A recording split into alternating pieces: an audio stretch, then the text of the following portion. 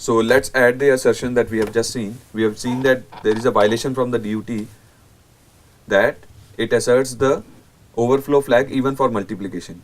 So we decided that we'll add an assertion. We have already added a couple of assertions in this interface file. Let's add this as well. So what do we want to achieve? Let's understand first before implementing that. We want to see that when the operation is multiplication, in the next cycle, because we know that the result valid will come in the next cycle, we don't want to see an overflow flag. That is, the overflow flag should be low when the result valid is high and the operation is multiplication. Let's add that.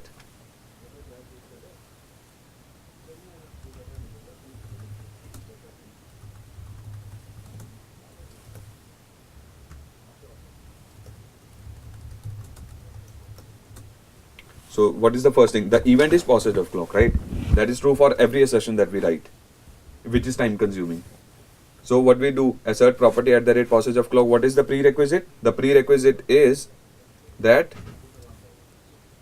the operation should be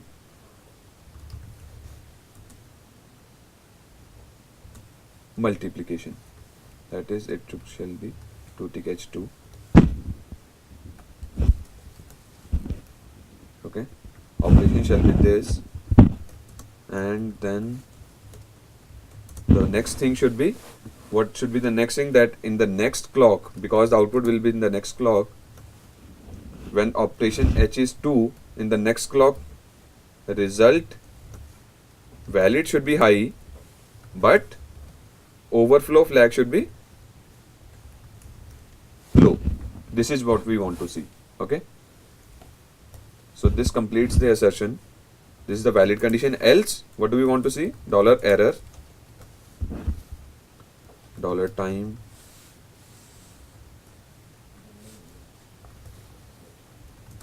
display message.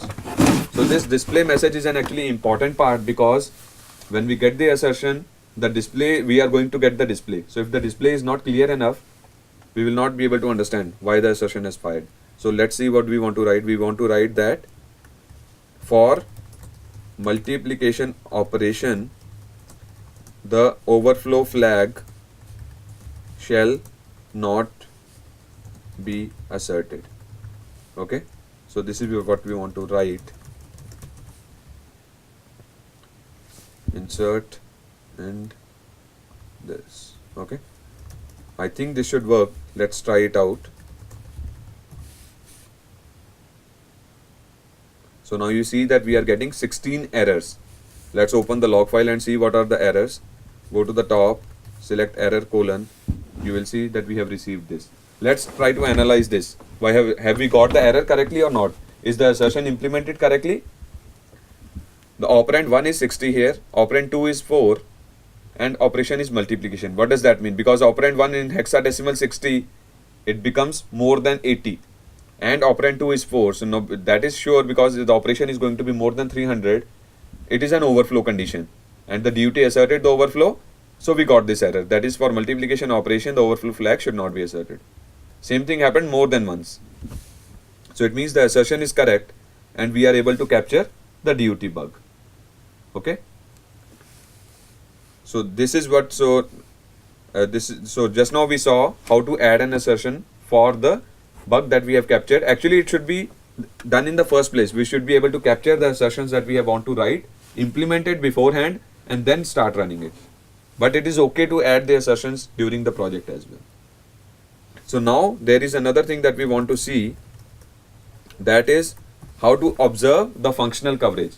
We have seen how to observe the code coverage. Now we will see how the functional coverage can be observed. For observing the functional coverage, there is a cover groups window. Let's run the test case completely. So you will see that we see here 51.2% of the goal has been achieved, out of which the operation select has been achieved 100%. That is, we have run all 4 types of operations. Operand 1 is only 50% covered. What does that mean? Because if you remember correctly, we wanted to add We wanted to cover this completely based on these 4 bins. Because operand 0 is never 0, this one is not covered. Because operand 1 is never more than 100 because of the constraint that we have. Both of these are not getting covered because of the constraint that we have written. We have written a constraint which says that operand 1 should be between 1 and 100. That is why these two are not getting covered. So we can update the constraint. Operand 2, it is again 50% because of the construct. Because it is never more than 33, never more than 100, because we have written the constraint that it should be between 0 and 10. That is why this is not getting covered. Again, this is valid. Because valid is always high, 0 is not getting covered. So this is how you can observe these. The crosses can also be observed accordingly. Okay, this is how the functional coverage can be observed. And based on this, you can either increase the number of random test cases that you run, or you can write directed test cases, because it's possible that some of the corner cases might not be targeted, might not be achieved using the random test cases. Okay. Apart from the functional coverage analysis, you might also want to analyze the assertions that we have written. Okay. That can be done in the assertions window. So you will see here that we get a name of all the assertions that we have. The first one shows assert underscore 0, which is a concurrent assertion, and it has been enabled and it has actually passed once. Okay, so it shows the count. And assert underscore 2 has actually 16 failure counts. So this is that assertion that we have added just now, which is the multiplication operation, overflow flag in the multiplication. Okay, so it has failed 16 times. So this is how the assertions can also be observed. So we have seen how we can observe and analyze the assertions, functional coverage, code coverage, how a new assertion can be added, how it can be viewed in the waveform, how the signals, wires, that is the stimulus provided to the DUT and the output given by DUT can be observed in the waveform, how the example can be run in the GUI window, in the batch mode, how the code coverage can be enabled. So all these things we have seen. Now let's go to the last part of our section, wherein what we will do, we will try to change the stimulus a bit of. Let's go to the driver, because we know that we have added. So one important thing is, in the program file, if you remember, we have started the driver.startRun.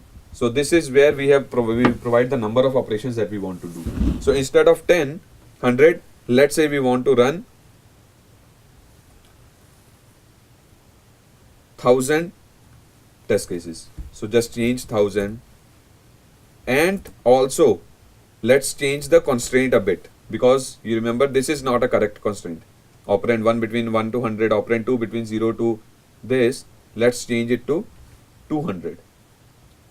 Let's make this as well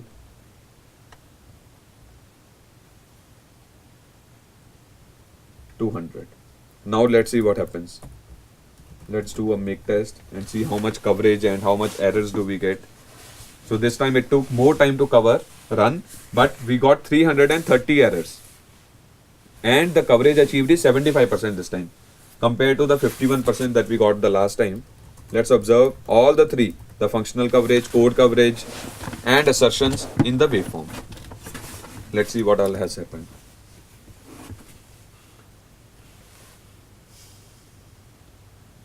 Let's start with the assertions. So in the assertions window, you will see, let's run it first. So you will see that the same assertion has fired actually 330 times. For all the other assertions, the DUT is behaving correctly and they are not getting fired even once. But this assertion got fired 330 times. Because for every multiplication operation that results in overflow, the DUT asserts the overflow flag. So this is correct. Assertion observation is correct. Let's go to the cover group. This time it is 74.8%, which is better, but still not close to what we want. Let's see what is not getting covered. So this time we were able to cover all the targets of operand 2, which is good.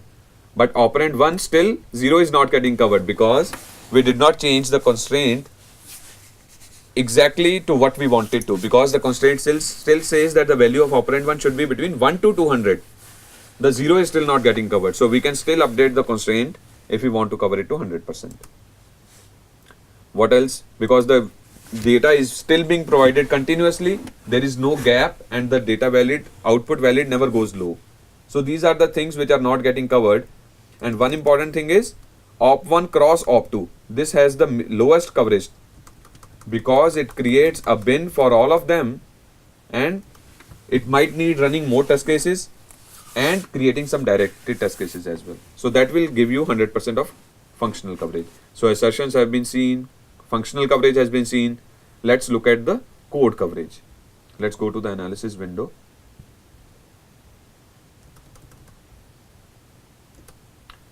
Let's see how we can analyze it. Let's go to tools. Okay, sorry, this is where we are. So for this, what we need to do is we need to go to the sim window, select the interface. That is an important thing to remember here.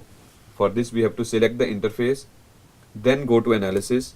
So this will show what all has been covered. Okay, so out of this is again, let's not select the interface actually, let's select the DUT. This will give us a complete analysis. So when we select the DUT, if you see out of the DUT, in the statement coverage, we are not able to see the result valid going low and the result being 0. That is because the data is provided continuously and the DUT keeps processing the data, it does not get any gap. So this is, we have to provide some gap in the stimulus. So we understand this. Let's check the branch coverage, which is better than the last time, but still because we don't toggle the reset anytime, this is not getting toggled. What else? Let's check the FSM. There is no functional state machine here. Let's check the toggle coverage. So if you see the toggle coverage, because we provide the data continuously, the ALU enable never goes low. Similarly, the result valid never goes low. So these are the things that can be observed. So I think we have got a fair enough idea of how to create a test bench from scratch, how to create a verification plan, how to implement it and create a test bench, how to write assertions, how to write functional coverage, how to capture the code coverage, how to analyze the code coverage, and how to analyze the assertion findings, how to analyze the cover groups, the functional coverage, and how to view the database in Questra simulator waveform. So all these things will help you. We hope all these things will help you in understanding the functional coverage a bit more, understanding the system Verilog a bit more, and you should be able to start creating your own test bench. Observe it in the waveforms provided by the Questra simulator, and you should be able to start working on it. Thank you.